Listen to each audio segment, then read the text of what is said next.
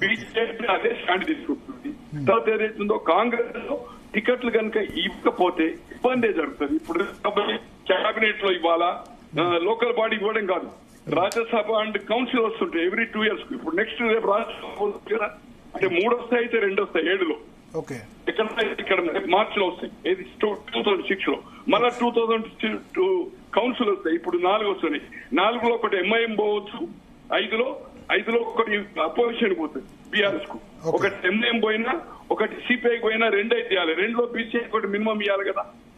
దళితుల్లో ఎంపీలు కానీ మంత్రి పదవిలో కానీ ఎమ్మెల్యే టికెట్లు దొరకలేదు.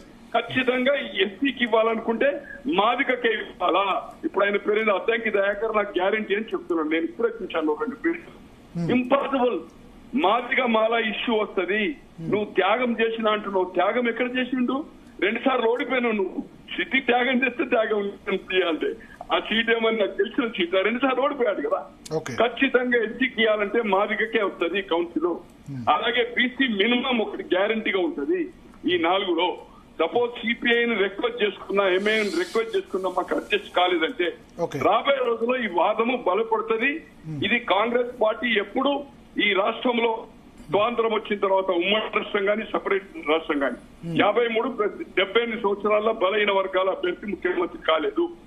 ఎప్పుడు కాంగ్రెస్ ఇందిరాగాంధీ గారికి, రాజీవ్ గాంధీ గారికి యూపీఏ 1-2కు బీసీలు స్ట్రెంత్ ఇచ్చిండు కష్టకాలంలో. 77 అక్కడ కేంద్రంలో ఓడిపోయినా, 89లో రాజీవ్ గాంధీ అపోజిషన్ అయినా కూడా ఇక్కడ 39 ఇచ్చారు.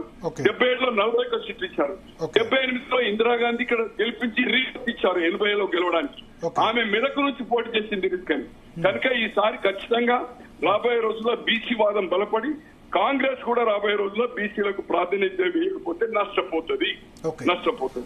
ఈ వాదం బలపడుతుంది. కానీ ఇదేదైతుందో ఇది అన్ని పార్టీలు అదే వైపు పోతాయి. అంటే